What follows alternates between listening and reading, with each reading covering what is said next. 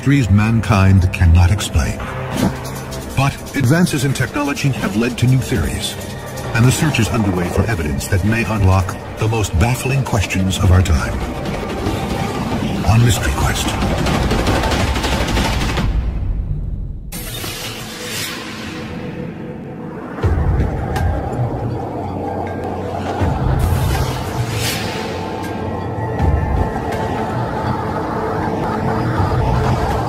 The night sky is calm and clear.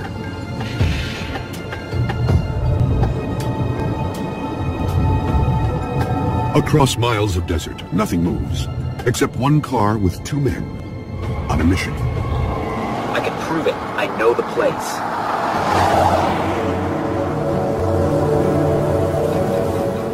One, a physicist, is promising something shocking is about to appear. It'll show up just over that ridge.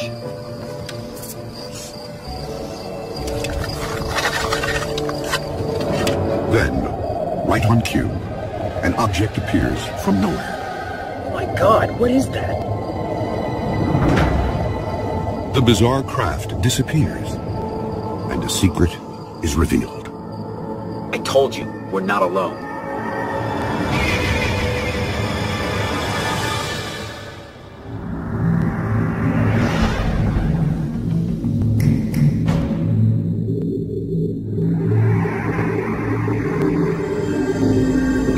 Questions about the existence of alien life have persisted for decades. Even more speculation surrounds the U.S. government and what it really knows. But amid the theories, there is one certainty. A belief that the public isn't being told everything. The conspiracy theories surrounding Area 51 are numerous. People use this as a blank slate on which to draw their darkest fears. While records are by no means complete, there have been thousands of reported UFO and alien encounters. From a mysterious crash in 1897, 6 years before the Wright brothers' first flight, to the Battle of Los Angeles in 1942, when UFO reports triggered massive anti-aircraft fire over the city.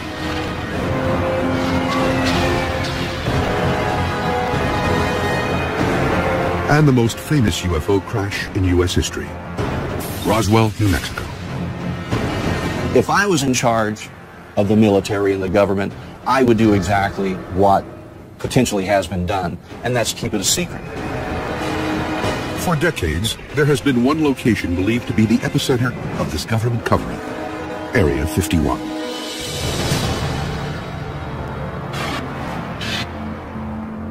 The military base is located in the midst of the Nevada desert, 85 miles north of Las Vegas. The name refers to a grid number found on an old map of the much larger site called the Nevada Test and Training Range. Built in 1955, reports of strange and unusual activity emerged almost immediately. Yet there is no official documentation the location even exists. Up until recently, it's been denied that it even existed, even though people knew about it. So that, to me, that's a mystery. Over the years, a portrait has emerged of this mysterious place. Many believe its primary purpose is a testing ground for the government's clandestine spy plane program. Today, Area 51 is very active. They've built new runways, new hangars. I mean, there's some 24 hangars there, so that's evidence that there's a lot of programs going on. Area 51 was created as a testing base for secret aircraft and secret weapon systems.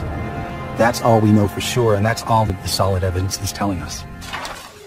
But others believe these secret weapon systems are simply a smokescreen to cover the real story. In 1989, details began to emerge of a program that went far beyond spy planes. There's a huge underground base out there, and that's where they work with the aliens. As hard as it is to believe, it's true. I mean, there are aliens all over the place. If you and I walked in on everything that was being done, I'm sure we would be flabbergasted. We probably could not conceive all the different types of testing, or even try to comprehend some of the technology.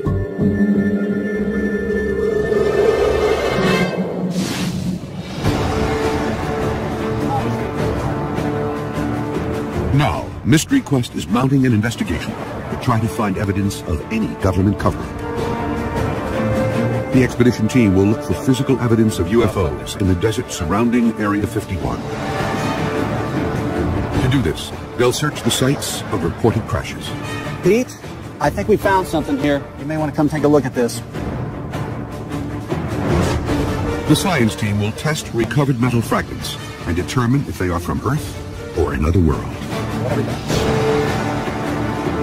Mystery Quest will also talk to a former U.S. Air Force pilot who says the government is actively seeking to cover up knowledge of alien encounters. It's registered top secret. You can't tell your wife, you can't tell your commander, you can't tell anybody in the squadron. The team will also position cameras around the perimeter of the base and look for any anomalies that may appear in the desert sky. And use a powerful telephoto lens to glimpse further into Area 51 than ever before. Right, there it is. And our investigator will examine a new location to determine if the government has moved its alien operations.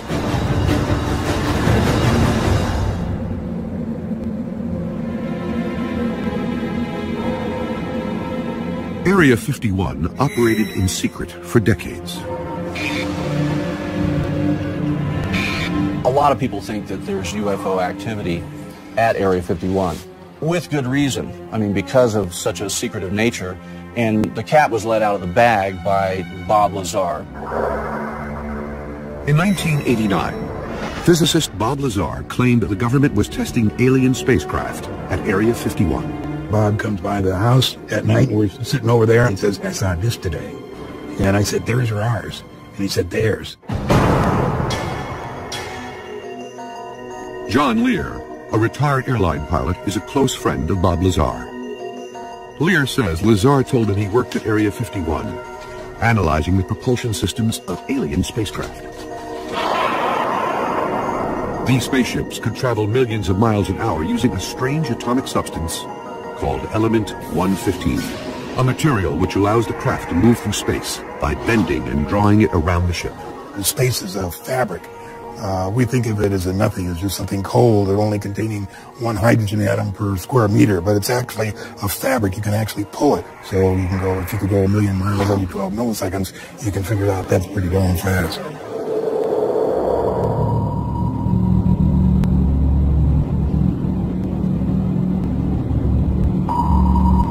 To prove his claims, in March of 1989, Bob Lazar led John Lear to a location outside the base. Then he told him exactly where and when he'd see an alien spacecraft for himself. It was descending. It had come up, and everybody says, there it is, there it is. But I could see the yellow and the goldish. It was radiating, and it was descending. And I could see it getting close to the mountain.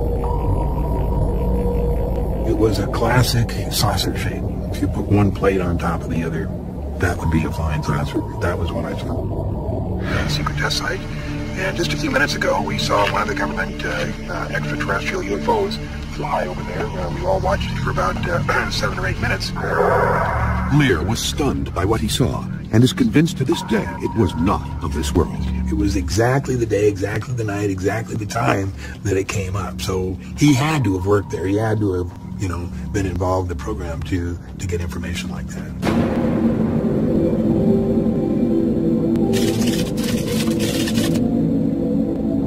The expedition team is near Area 51 in an attempt to determine if what Lear and Lazar saw was real. Peter Merlin is an aerospace historian and expert on the U.S. government's experimental aircraft programs. Mark Easter is the International Public Relations Director of MUFON, the Mutual UFO Network.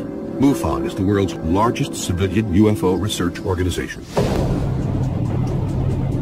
Their first task is to set up camera traps that will continuously scan the skies for 48 hours, looking for any signs of activity.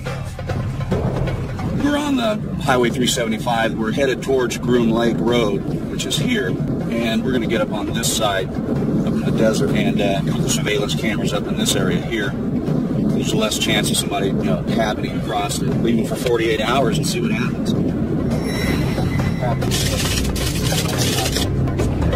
those. Mystery Quest has obtained 3 specialized cameras to digitally record the skies above Area 51 for 48 hours. The cameras are weatherproof, designed for areas where light levels change drastically. Infrared technology will allow them to capture images during the night.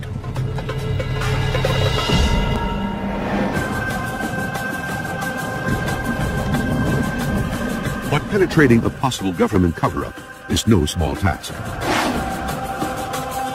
And almost immediately, the team's investigation meets resistance. Does it look like you might come this way, or is he going to stay put? I don't know. I don't know what's going to happen.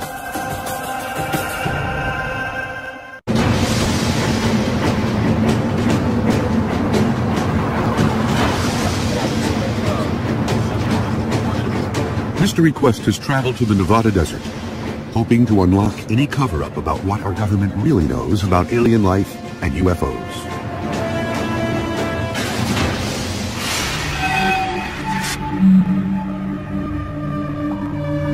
UFO sightings have been reported around the world for centuries. There may be evidence that ancient cultures were visited by aliens. In Peru, giant figures of animals visible only from the air are etched into a high desert plateau spanning more than 50 miles. They are called the Nazca Lines, after the people who made them 3,000 years ago. Some believe they were ancient alien runways. The Nazca lines are aerial guidelines to find a path to the Nazca Plain. These markings, which range from hundreds to several thousand feet long, show direction and regions where they could land and conduct specific operations. The period after World War II seems to have ushered in a new wave of UFO sightings. The most famous alien incident in history occurred in 1947 in Roswell, New Mexico. Reports emerged that the military had recovered a crashed flying disc from a ranch near Roswell, and suspicions of an intricate cover-up have been rumored for decades. Parts were recovered, bodies were recovered, so the word went out before the military-industrial complex could get its hands on it and choke it. It is now known that governments around the world have also been keeping meticulous files on UFOs for decades.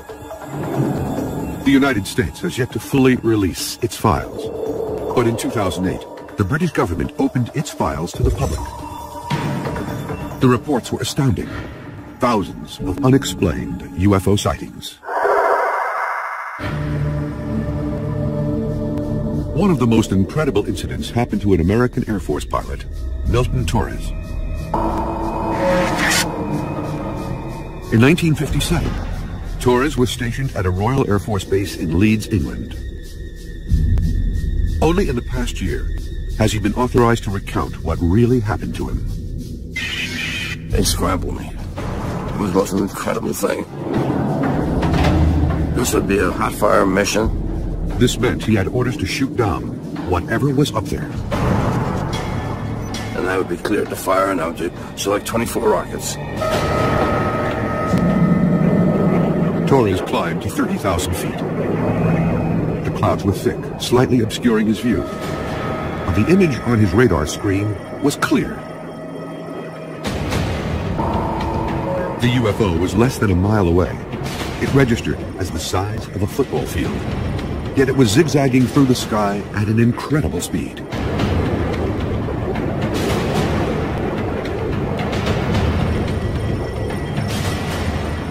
I saw it going up at about Mach 10, 10,000 miles an hour. We didn't have the SR-71, we didn't have the F-22, we didn't have anything that could go anywhere near that speed.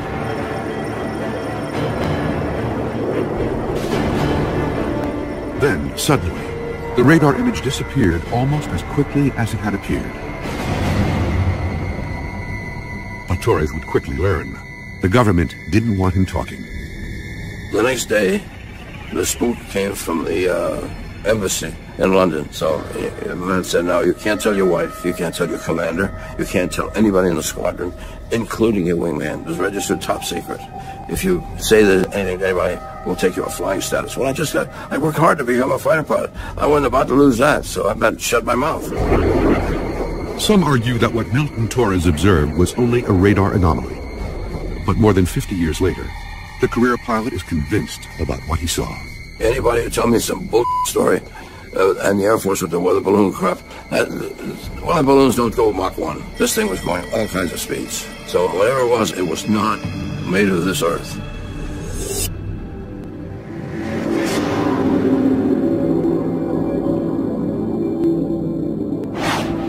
Speculation about an ongoing alien cover-up has raged for decades. Rumors are fueled by a government that won't officially admit the existence of Area 51. What is known is that Area 51 was originally constructed in 1955 as an aircraft testing site. Today, satellite images confirm what appears to be a military facility. 24 buildings along with a 5,000-foot runway. Even the airspace around Area 51 is restricted. Even aerial surveillance is effectively impossible. Planes aren't allowed to fly over. There are reports that astronauts have gotten into trouble for accidentally managing to turn cameras down onto that area. And people living in the small town of Rachel, Nevada, just outside the base, have long reported strange happenings. A local inn owner believes she actually saw something extraterrestrial. It was between 8:30 and 9:30 at night. A beam of light came through the back door, and it shot about 6 feet into the room. It illuminated the entire door jamb. In Area 51, do I know what's going on for sure? No. Do I believe there's all kinds of testing going on, not just aircraft? Yes.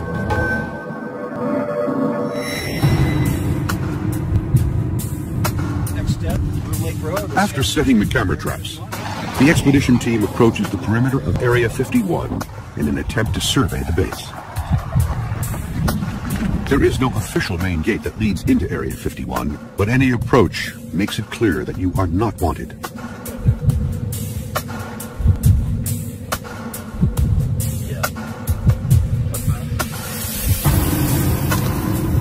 Signs warn against trespassers, while orange posts mark a nearly invisible boundary. And the team is already under observation. They've even got remote cameras up there, so that guy doesn't even really need to be there watching us. He's just there in case we cross the border. I don't know what sort of telephoto they've got. They can probably read our license plate from there. The guards are part of a private security force that monitors the perimeter of Area 51. They're authorized to arrest anyone who crosses.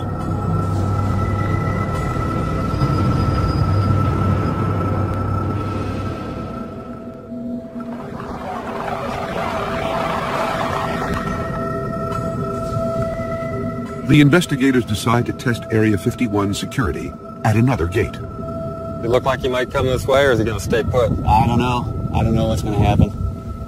He's just standing there looking at me right now, or looking at us.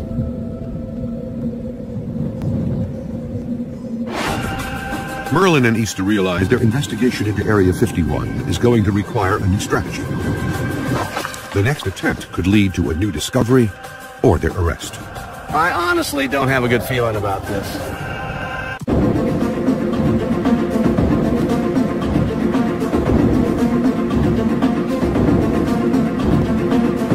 Mystery Quest is searching for clues into the truth behind the U.S. military's most secretive base.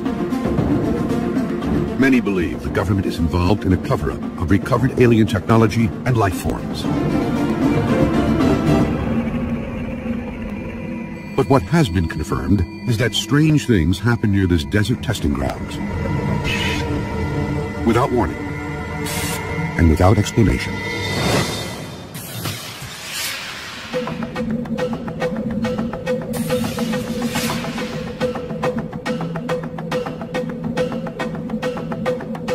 A young family sits down together for dinner. Suddenly, the walls begin to shake. Oh my God! It's an earthquake!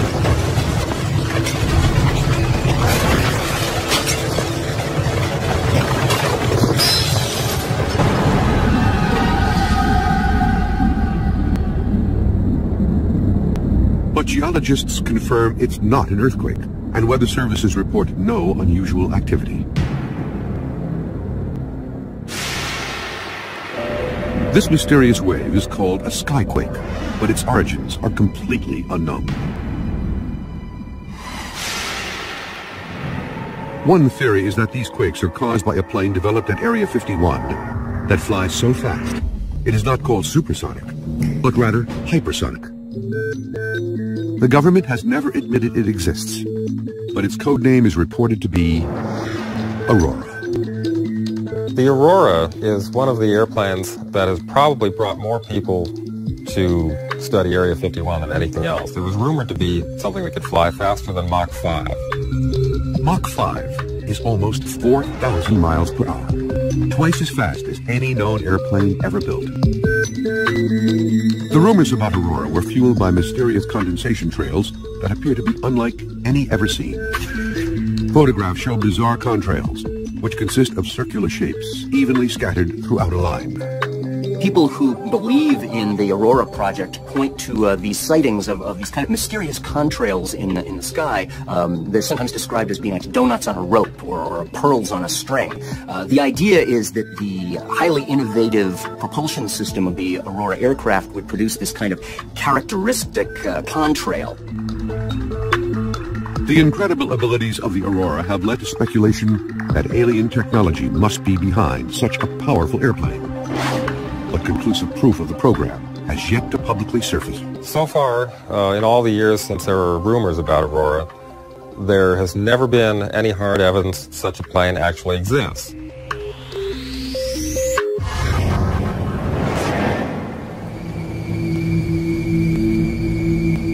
Area 51 may not be the only secretive government test facility with an extraterrestrial connection. Many believe there could be an alien research network of locations around the U.S. and the world. This thing has grown worldwide, and you have to have support, logistics, and landing sites for craft. Any place where the space shuttle can land in an emergency, you can bet that that's part of the Area 51 system. There are reports this network includes the Atlantic Undersea Test and Evaluation Center, or AUTEC, the Navy's ground zero for evaluating advanced technology. The base is located off the Florida Peninsula on Andros Island in the Bahamas. They have a natural laboratory for the testing of submarine technology. And if you think of a submarine, you really will get a good idea what a UFO is. Because a UFO is basically a submarine that can come out of the ocean, go into the air, and go into space.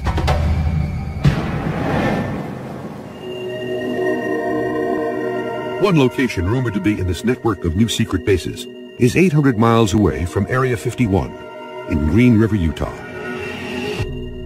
In the late 1990s, there were claims Area 51 had become threatened by scores of tourists and alien seekers, and the government responded by moving their operations. Glenn Campbell has been investigating the military bases of the Nevada desert for 15 years. He is examining the rumors that may link the Utah facility to the UFO research network.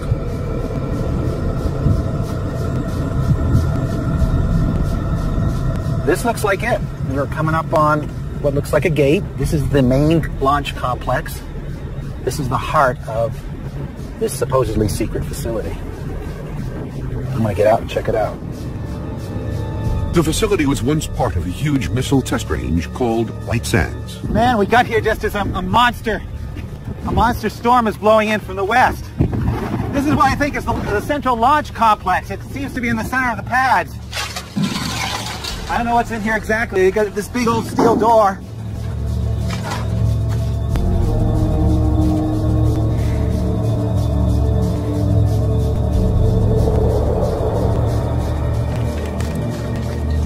Glenn's search reveals what appears to be an abandoned military facility. Debris and wires cover the ground.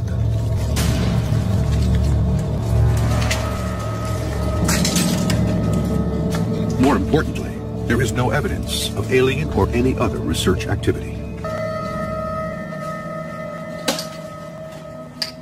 Now, there can always be one of those buildings where there's something secret, but the point is there's no infrastructure, there's no activity, there's no trucks coming and going, there's no people. This is a dead facility. This is not the new Area 51.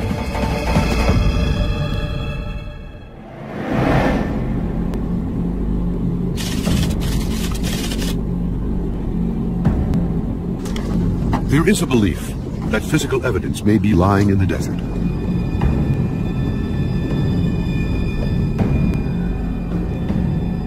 Now, the expedition team is on the hunt for that evidence. Peter Merlin became aware of a location outside Area 51 where a crash once occurred. How did you find out about this location? I heard about it from some ranchers who lived out there back in 1967. Something came streaking out of the sky, slammed into the desert and exploded. Pretty soon, Air Force guys showed up in helicopters and trucks and kicked them off the land, told them to forget what they'd seen, and then they cleaned up whatever was left.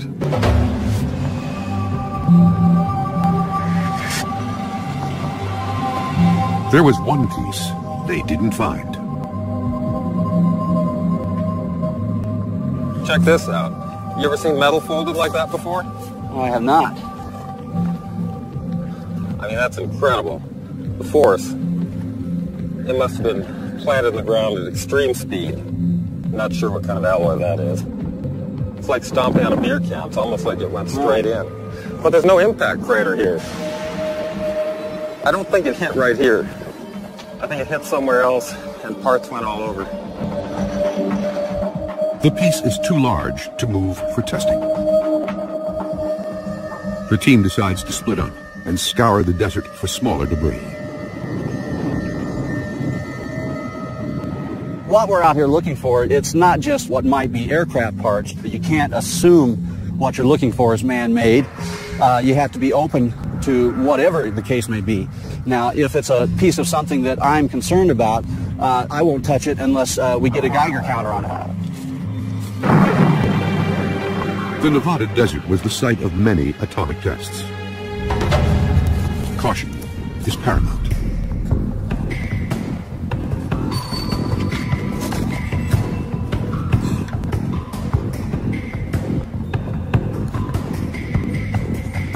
Pete, I think we found something here. You may want to come take a look at this. I guess you bring that Geiger counter with you. Will do. The twisted piece of metal is about 6 inches long, and small circles appear to be bolt or rivet holes. I think we're okay. Looks pretty clean. What do you think? It's very distorted. Looks like it's been subjected to a lot of force. It's clean. Well, this is definitely downwind from that piece that you found. It is. It's right along the flight trajectory. You can see it's got some form to this side right here, but jagged on this side. This definitely tore off of something obviously larger. Wondering about these holes, if this was from heat, or this is more of an exact hole. These are probably bolt holes, I would imagine. They will send the specimen they've gathered to the science team to try to determine its origins. Well, this is an excellent find right here.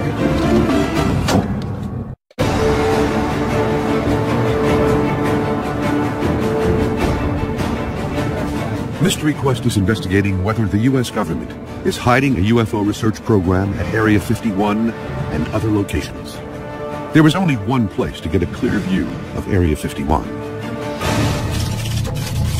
It is called Tikaboo Peak, an 8,000-foot summit 26 miles from the base.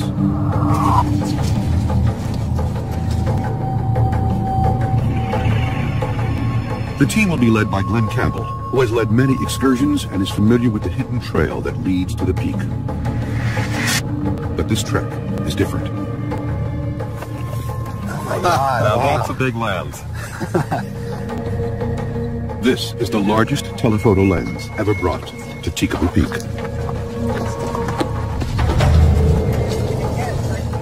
It can zoom 66 times further than a standard lens.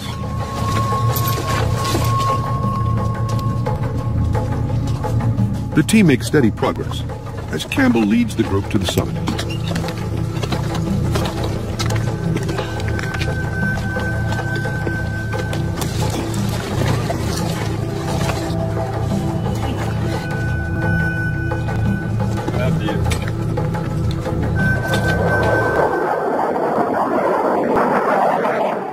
Suddenly, a fighter jet appears. This guy has circled this peak 3 times, and I kind of ask myself, does he know we're here? Is he looking at us? The jet makes repeated passes.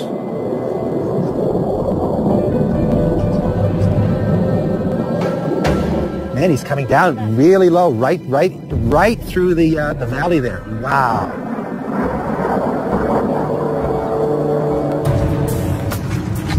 Then, it becomes clear the government is scrutinizing the team's progress.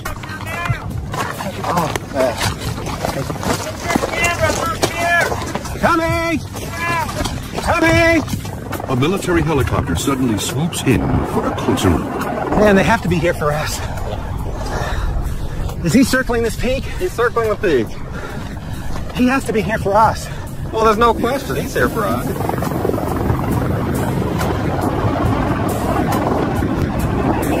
The helicopter is an unmarked Black Hawk-type chopper, often used by special forces.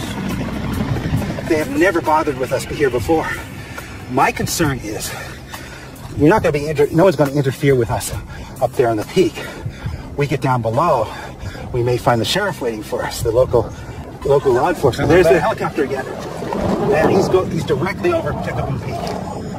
And he's here to watch us. There's no other reason for him to be here. The helicopter circles for 20 minutes, then disappears as suddenly as it arrived. I honestly don't have a good feeling about this.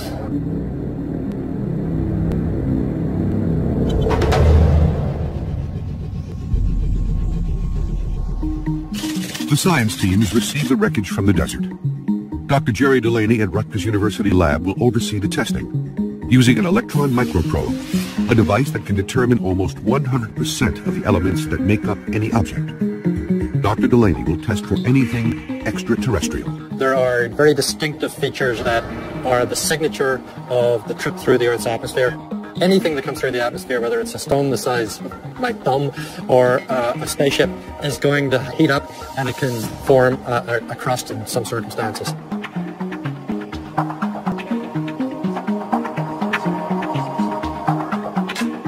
The microprobe generates an electron beam. And that, in turn, generates X-rays. They will tell me what the composition of the sample is. The information is sent to a computer, which identifies the chemical makeup of the sample. What do we got? Ooh, oh my goodness. Well, this isn't what I thought it was going to be. Having said that, it is a very typical terrestrial alloy, brass. This object looks as if it was something that was man-made, maybe a vehicle, maybe a farm equipment, maybe something military, I don't know. But everything about it says man-made, terrestrial. The expedition team continues to investigate. Camera surveillance could provide proof of a conspiracy, as new evidence is discovered at the top of Tikaboo Peak. This looks like new construction. I mean, other times I haven't seen this thing here before.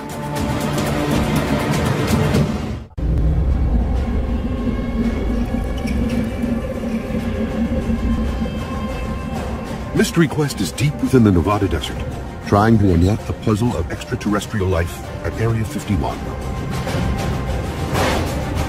This commercial aviator believes that the government is reverse engineering alien technology at Area 51.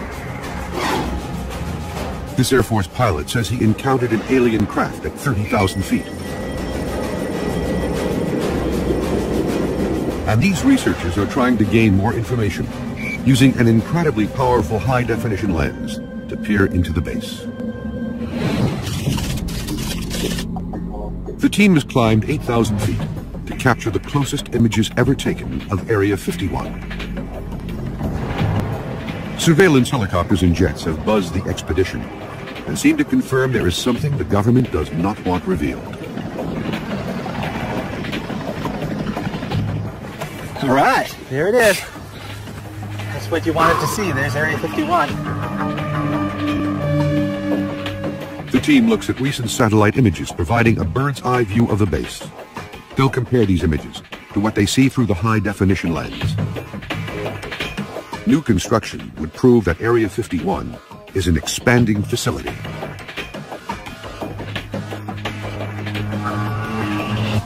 Well, we know what most of these hangars are for. We've determined over the years, okay, this is for the A-12. So the more we know about the base, the smaller the unknowns become. Right.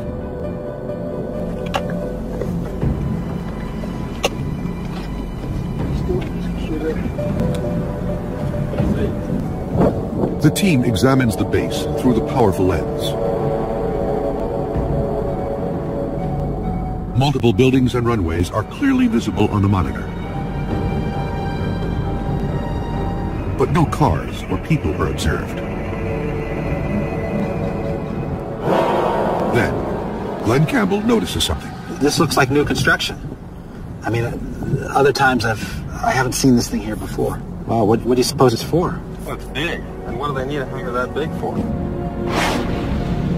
Campbell spots a large hangar, which appears much smaller in the satellite photo. And something new implies a new program of some sort, doesn't it? While it is not confirmation that alien research is underway, the new construction is evidence that Area 51 is still operational. Do you have any insight with your background as to what potentially the future of what they're hiding here is? Well, on the aeronautical side of the house, I certainly expect there will be development of high-tech demonstration aircraft, new stealth technologies, and unmanned vehicles. But beyond that, who knows? Anything could be in those hangars. The team descends to retrieve the over 48 hours of aerial surveillance taken by the desert cameras.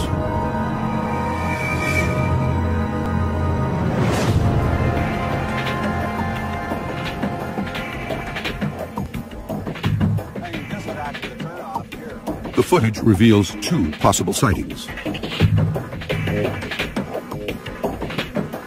In one scene, an object seems to appear, then quickly vanish in the sky above the ridgeline. In the second, a procession of lights drift near the horizon. But careful examination has revealed these anomalies are not evidence of UFOs. The first was determined to be a sudden cloud formation. In the second video, a series of lights appear on the horizon.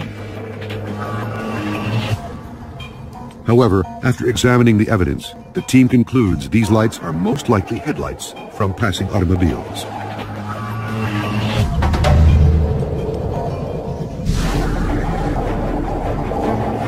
The expedition has uncovered some important new information. The team is determined that the U.S. military is still conducting research and testing at Area 51. They also proved that the government will go to great lengths to protect the secret research they are doing. And new evidence has been uncovered of government pressure on a U.S. Air Force pilot to lie about his UFO encounter. The truth will eventually come out, as it always does. The question is, when and how? The UFO phenomenon, as far as I'm concerned, and a lot of people, is the largest mystery in history. People need to investigate it, and investigate it scientifically. In the darkness of the night, we look out. Children in an age-old universe. We try to find the man in the moon and search for meaning in the stars. We look for answers. We look for life, perhaps not as we know it. A world away. Or is it? What I saw was real. It was damn real.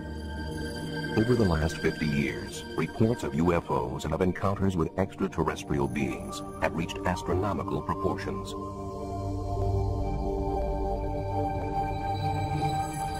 Can these reports be explained as hoaxes? It was quite easy to reproduce these pictures. As natural phenomena? Are secret military craft being confused with UFOs? I've seen a silver flying dome in the sky that was unidentifiable. Are these sightings all in our minds? Or is there intelligent life beyond us? And are aliens closer than we think?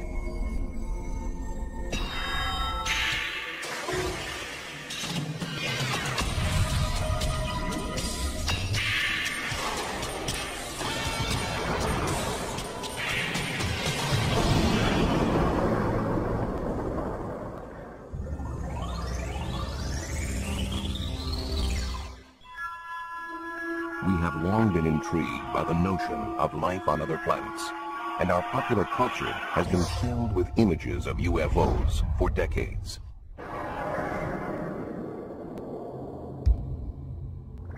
But the first widespread documented sightings of UFOs in the real world came in the closing months of World War II. The sightings we saw were, I think, were in about in the 44, and November or December. Then we'd see these balls of light that would fly off the wings of our airplane. The one I saw was like a white light. A lot of the other people reporting in it saw red lights, and some of them would see some green lights, and some of them reported that they would try to chase one while they never could catch it. We would turn into it, and it would turn with us. And we'd turn away from it, and it would still turn with us. And I put my gun sights on, trying to get on it, but I never could. We flew the British Mosquito, which was capable of 450 knots. And we opened it up a number of times and tried to close with it, and we never came anywhere close to it. The pilots dubbed these unidentified flying objects Foo Fighters, but still don't know if they were German secret weapons, optical illusions, or something else entirely. I think the book is open on whether it was imagination, hallucination, or really extraterrestrial or German ground control object, but I haven't seen anything in 50 years that changed the perception of what they were other than unidentified flying objects.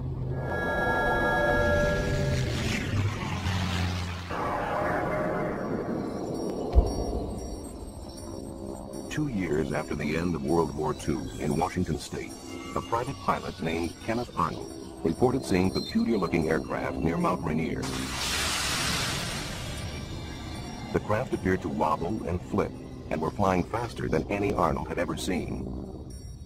Word of this sighting was spread by the press, and the term flying saucers was coined.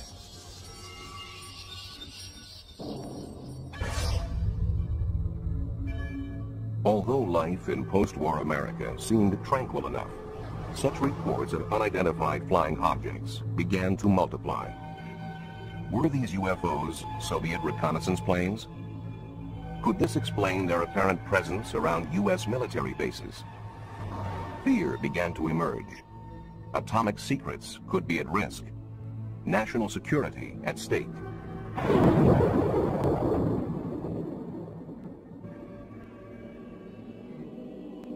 Given their potential significance, UFO reports and rare films from witnesses did not go to the police or scientists.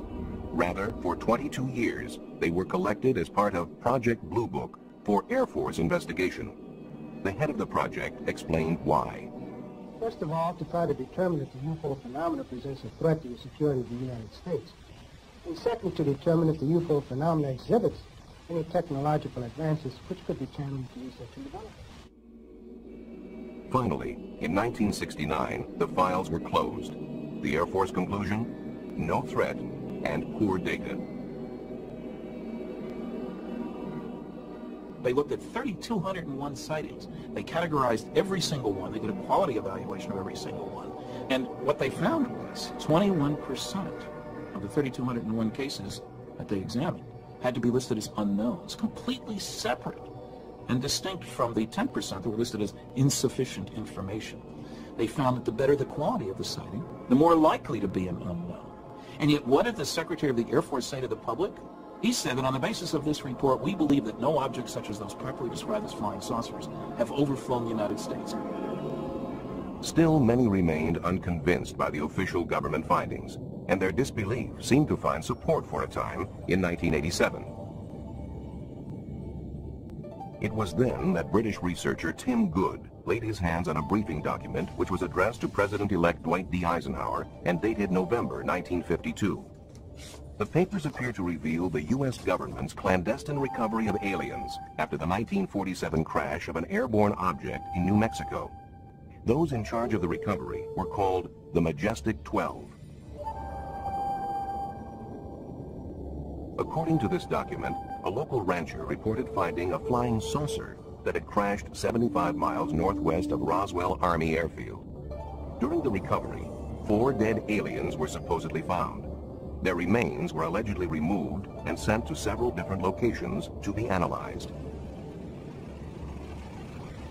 There's no question that the importance of these documents was monumental. I mean, nothing like it before had surfaced. It's dynamite. Proves there are flying saucers, alien visitors, the whole business. The implication is, 1, Earth is being visited by extraterrestrial spacecraft. 2, the government has known not only that that is true in the abstract, but has had pieces of wreckage and bodies of extraterrestrials since at least 1947. But not everyone was as sure. Within about 10 minutes of seeing the documents, based upon my research into UFO documents up to that time, I knew these things weren't real. Among the documents Tim Good received was a memorandum from President Truman to his Secretary of Defense. Critics claim that his signature is identical to that on another document, a problem for document analysts. Now, anyone familiar with forensic document analysis knows that a person signing their name never signs it twice in the exact same way. And that suggested to us that the signature from the later genuine non-UFO document was cut out by the forger and pasted onto this false executive order to lend an air of authenticity to it.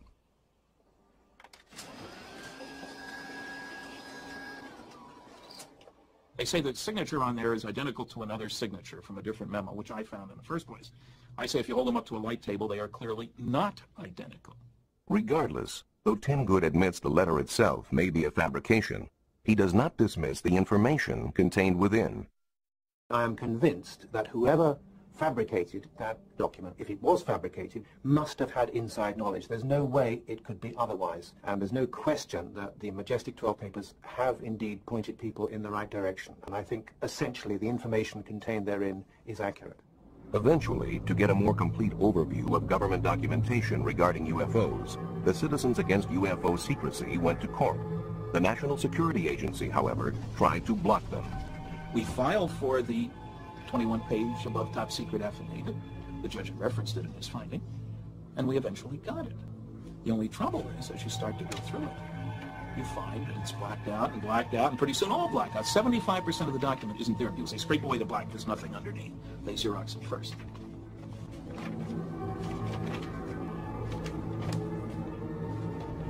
The cover-up alone is proven by the released documents, released by agencies such as the FBI, who denied any involvement in UFO research until the Freedom of Information Act showed that they'd been lying. They released 1,100 pages of documents. CIA denied any interest in the subject. Suddenly we have now, I would think, thousands of pages of UFO-related information dating back to the 1940s, which quite clearly indicates that there has been a cover-up. Certainly, the Private Center for UFO Studies thinks there is validity to UFO work. Over 100,000 cases are archived there. I am convinced by over 20 years of work in this field that there is a mysterious phenomenon occurring that is being neglected by science, not by the public, but by science. And it's to science's detriment that it's doing so. Still, in other parts of the world, some scientific studies are being done on UFOs.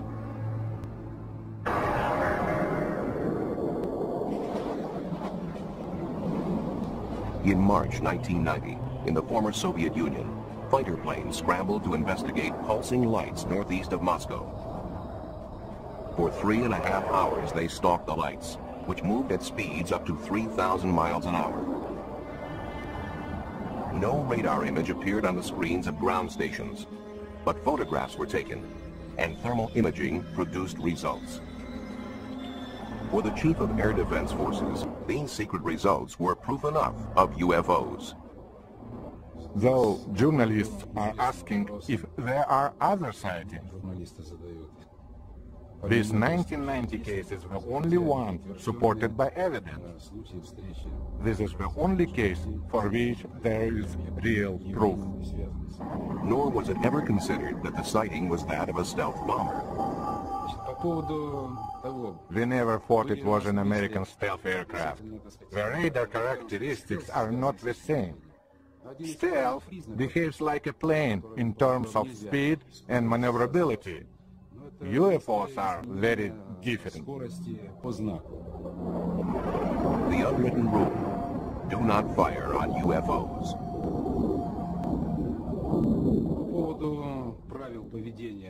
As far as official instructions are concerned, we in air defense have certain unwritten rules that mean we do not fire at UFOs. From 1977 on, an official Soviet Ministry of Defense study has collected hundreds of reports of UFOs, reportedly to gain alien technology for military use.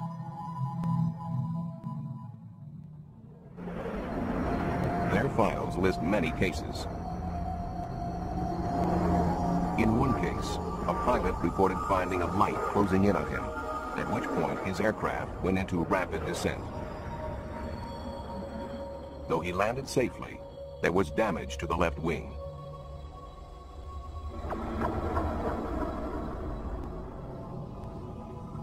Never before seen in the West, this amateur footage purports to show a UFO over the parliament in Vilnius, capital of Lithuania.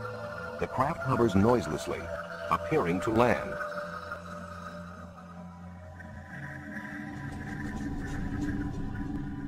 At dawn the next morning, local militia videotaped this nearby.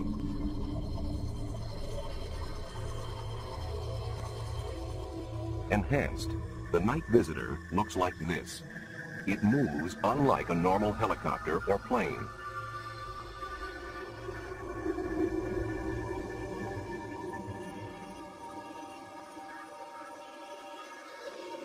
In another Soviet incident, hundreds of people thought they saw a giant UFO over the city of Petrozavodsk in northwest Russia in 1977.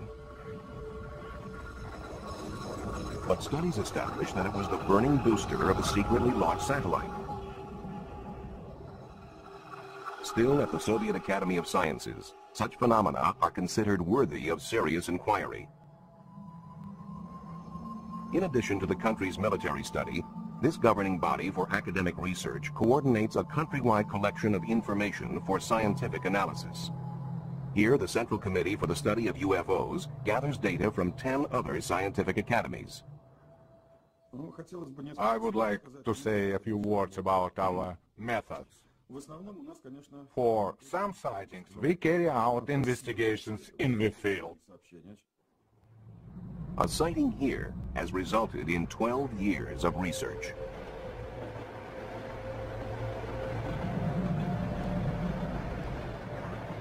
Train passengers reported seeing a UFO,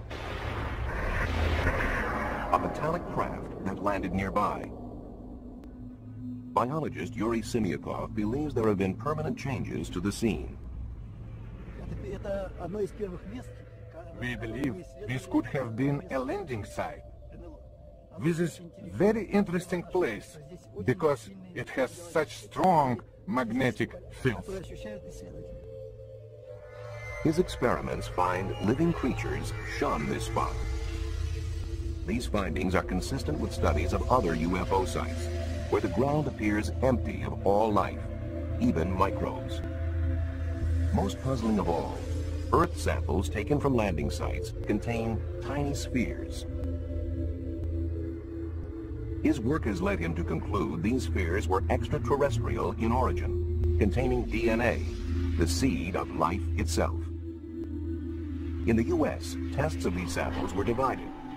Results indicate that the spheres are either of unknown origin or common parts of groundwater filter systems. Yet some Russian researchers believe alien microtechnology is being placed here by interplanetary prowlers. Given worldwide interest, researchers have attempted to classify reports of UFO sightings and encounters with extraterrestrials. When an unidentified flying object is seen, but nothing more, it is labeled a close encounter of the first kind. Where traces are left, it becomes the second kind. Then there are close encounters of the third kind, where people report observing aliens. In close encounters of the fourth kind, the witness actually interacts with the aliens. In November 1980, in Tudmorton, England, an experienced police officer, Alan Godfrey, was on night patrol when he saw an object he could not identify.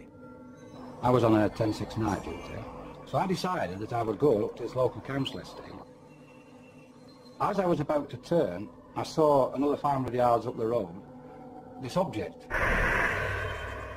As I got near to this object, it became apparent to me that what I was looking at wasn't something that I would normally find in the early hours of the morning in Todmorden, you know. I thought it could have been a hot air balloon that had come down, but obviously as I got nearer and nearer, I realised that this was a metallic, man-made craft. It was a nuts and bolts thing. It wasn't an hallucination, it was real.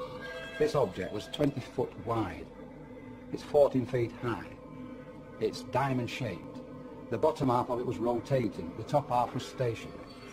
It had a bank of dark windows, or it could have been panelling. I got out the car, picked a brick up, thrown it at it, I'd have probably found out whether the windows or not. The trees that lined the road were shaking violently. Yet whilst I was sat in the car, I didn't feel any vibration. I didn't hear any noise, but I certainly wasn't going to get out of the car. I picked the clipboard up, put on my knee, and proceeded to draw it. Now, as I'm drawing the object, I'm suddenly at the other side of it, driving a police car. And the object had gone. Gone too was a period of time. After hypnotic regression, the officer remembered more. There's a total blackness. Then there's a feeling of floating, as though either me on my own or the vehicle, whatever, is floating. Then I wake up in a room. Now in this room, there's a very tall humanoid, for want of a better word. He's about 6 foot to 6'6", very tall, thin, with a beard. He had a skull cap on and he had this white gown on. What happens then is, I'm asked to get on this bed. Now, the questions asked to me then is, how did he, he wants to get there? Because I said, his mouth's not moving, he's not talking, it's just, he wants me to get on the bed. Obviously, whatever it was having some sort of influence over my thoughts. Yet, I did feel at ease with him. I felt comfortable with him. I got the impression that I'd met him before. I wasn't in fear of him or anything like that. I didn't feel in any danger. So I'm on the bed, and these horrible little things come.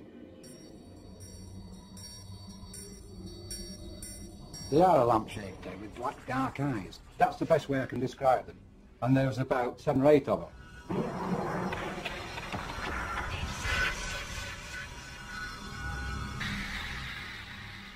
Officers nearby said they saw a light in the sky, and Alan Godfrey insists his encounter was genuine.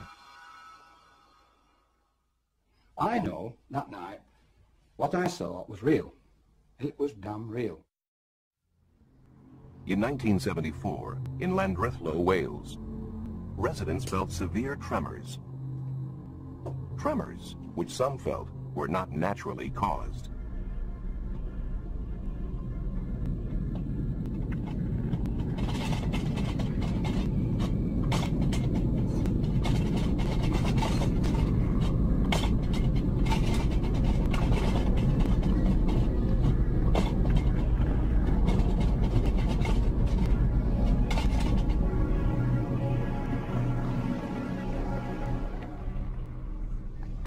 I have no idea what had happened. I don't think it was an earthquake, somehow.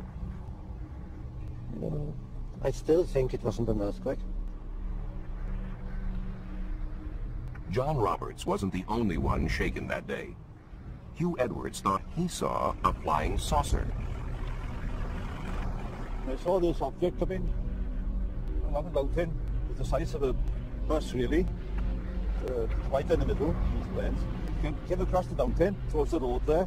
As it went over there, it dipped, and I thought it was going to crash. It dipped out the sight into the valley. Well, I'd heard so much about flying saucers, and I thought, well, this is it. The only sound I heard of it, like a shh, going through the air. I was very surprised to see it, really.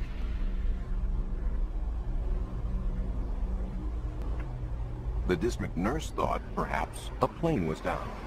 I thought there might be an air crash. Maybe, as a nurse, we could help giving first aid. So I called to my daughters, and we got into the car, and we made our way up to the mountain. We drove a fair way along the mountain road, and to our left, we could see a huge orange ball sitting on the mountain, glowing. We stopped and we started looking what we thought was going to be an aircraft on fire. So we'd envisaged sort of, oh God, you know, there might be bodies if it was an aeroplane crash, and we weren't too happy at that prospect, but we were quite surprised to see this big reddish orange ball just sitting there. There were no flames, and it was so uniform. The shape, the round spherical shape of it made us realise we weren't looking at an aircraft. There were no flames jumping, but it was pulsating, this red-orange object that we saw, and we could see little lights, like fairy lights, coming towards the object in a zigzag pattern, and I assumed at that time possibly there was someone going to see what was what. With hindsight, we realised that a search party couldn't have got there, located it and got there in the time it had taken us to go from the village up to the mountain. Yeah. No one could have organised themselves to get to the object that we saw. Since no search party went out that night, nothing was ever found at the scene. But astronomer Ron Madison has proposed that what the villagers saw that night was a meteorite or fireball, and that it coincided with an earthquake at a nearby fault. Thinking that that explosion might well have been due to an impacting piece of rock, our first reaction was to try to estimate the energy involved. And it seemed to us to be something that would correspond to an explosion of the size of about 600 tons of TNT. We got letters from as far apart as Penzance and Northern Ireland and Derby, all reporting seeing a bright light, maybe comparable with a half moon in brilliance, moving across the sky at the speed of an aircraft but with no sound, and trailing smoke, just like you would expect something on fire to be crashing.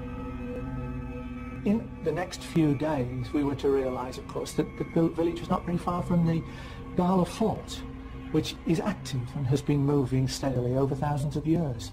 And unbeknown to us at the time, originally, there had been on that evening a movement on the fort, and that is incontrovertible evidence. This was a coincidence. There were fireballs in the sky at the same time that there was a triggered movement along the Gala Fort.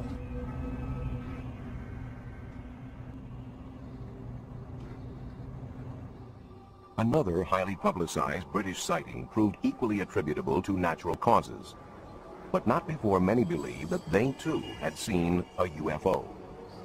In March 1981, policeman Derek Ingram saw and photographed what many thought to be an alien craft that had landed on a fell or hillside. I was in the kitchen of the police house at Perico. I looked out across the fell, the kitchen window backs onto the fell, and I saw a very intense bright light, a big band of light, on the rock face of the fell. I watched the light for maybe 10 minutes, and I thought I was going to take a photograph of it. It was unusual. I actually drove up onto the hill and walked across the fell to try and find something on there, maybe something had been dropped or something happened. There was nothing up there. I couldn't find anything at all that would explain the lights. The faithful saw a finned craft with 3 lights, and as the press had a field day, researchers tried to identify the visitors. After the photographs had been taken, the negatives were given to the Yorkshire UFO Society, who spent 2 years investigating the case. They sent the negatives to Ground Source Watch in America and to a very well-known German UFO photographic analyst. Neither groups of people could come up with a satisfactory explanation, and in fact Ground Social Watch actually said snow was the best possibility for it. In 1983, the Yorkshire UFO Society went public with the case and actually claimed that it was the best evidence yet for a structured craft being sighted in the British Isles. the investigation continued, and in 1987 we'd almost given up hope of ever finding out what caused it. And I was on a weekend trip into the Dales with my wife and son, and decided to stop and show them Krakow fell. And lo and behold, what should be staring back at me from the cliff face but the Krakow UFO. What they found was certainly a surprise. Right, we're about 1,100 feet up a Yorkshire cliff, and this is the Krakow UFO. Might not look like much from close up, but you can actually see the three balls of light on the photograph. They're created there, there and there by a complicated illusion, a mixture in fact, of white lichen, green lichen, the Yorkshire Gritstone rock which contains quartz crystals, and the rainwater. All this, when it's illuminated at certain angles by rain or damp, it gives the illusion of three balls of light.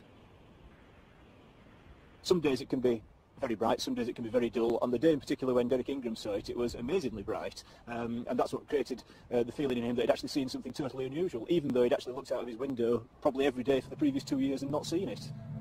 Though some sightings can clearly be explained by natural phenomena, UFOs continue to have a grip on the public's imagination that is not easily loosened.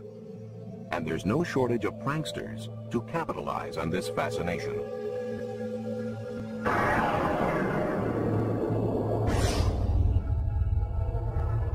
In Gulf Breeze, Florida, in November of 1987, builder Ed Walters claims he took Polaroids of a UFO 3 times as big as a house. For him, it was just one of many such photo opportunities, near abductions and glimpses of aliens. Though he sold 2 books worth, Ed would not allow his photos to be included in this program.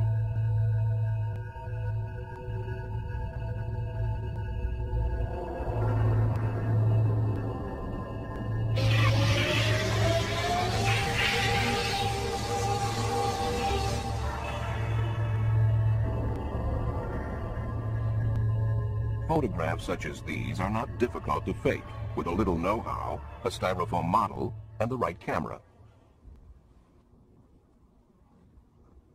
It was quite easy to reproduce these pictures.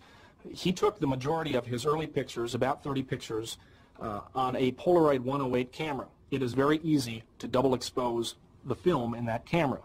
If you don't pull the film out, you can press the button and expose that same piece of film again. You take a picture of the UFO model inside, you go outside, take a picture of the skyline, let the film develop. There you have your double exposure of a UFO flying in the sky. Still, Walters has his disciples, and photoanalyst Bruce Maccabee is one of them. A government research physicist, Maccabee is a believer in UFOs and is the author of many scientific papers on them. I have analyzed all the films and videos that have been taken by Ed Walters. I have studied most of the videos, I guess, that have been taken by other people down there.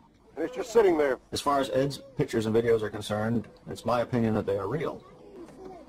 I've analyzed these very carefully, taking into account all the criticisms that have been leveled against them, and have found reasons to reject the criticisms. In baseball, you get 3 strikes and you're out. For Ed Walters, in this case, strike 1 was when a model was found in the attic of his former home. Strike 2 was when a young man named Tommy Smith came forward and claimed that he was an eyewitness to Ed Walters creating double-exposed UFO pictures. Strike 3 was when we went out and did photo experiments and were able to replicate many of these photos, especially the difficult photos like the UFO hovering over the road. So my conclusion is 3 strikes and you're out. We published the first pictures of the Gulf Breeze sightings back in November of 1987, and I was trying to figure out exactly how to present them, because I tried to run everything that happened locally in Gulf Breeze. When my folks came in, and I said, "You're not going to believe what we're getting ready to run in the paper this week," and I showed them the pictures, and they said, "That's what we saw." It was primarily because of the many other people in Gulf Breeze that witnessed the UFO, both the same night that Ed first got the pictures and many times after that, that the Sentinel continued to carry the story. I have had 3 other daylight sightings and over 100 sightings at night at Shoreline Park in Gulf Breeze. I witnessed over 170 sightings. These were red lights, red and white lights, over and around Gulf Breeze, Florida. I've seen a silver flying dome in the sky that was unidentifiable.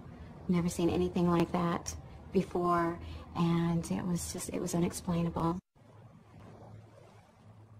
But just across the bay from Gulf Breeze is the Pensacola Naval Air Base. One explanation that occurs to locals is that some of the sightings are illegal pranks by naval personnel at the base.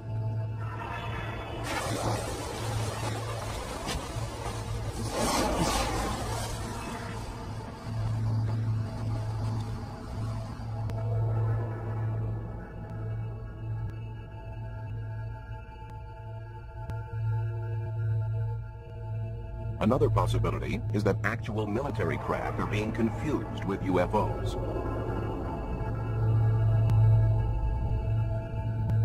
For instance, would most people recognize UAVs, uninhabited aerial vehicles, designed for stealthy reconnaissance and secret observation?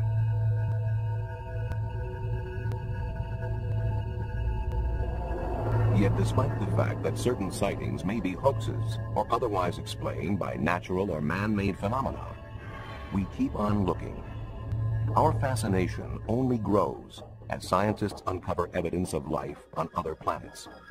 It only grows as it becomes increasingly reasonable to believe we are not alone in the universe. If signs of life on Mars prove true, extraterrestrial life in general may be even more widespread. Astronomers calculate the number of civilizations we can expect to detect in space. They use the Drake equation. Professor Frank Drake. The first factor is the rate of star formation in our galaxy. Obviously, the more stars you make, the more potential abodes of life there will be. Some fraction of those stars will have planets. That's the second factor, the fraction which have planets. We then have to take into account the number of planets in each system which are potential abodes of life.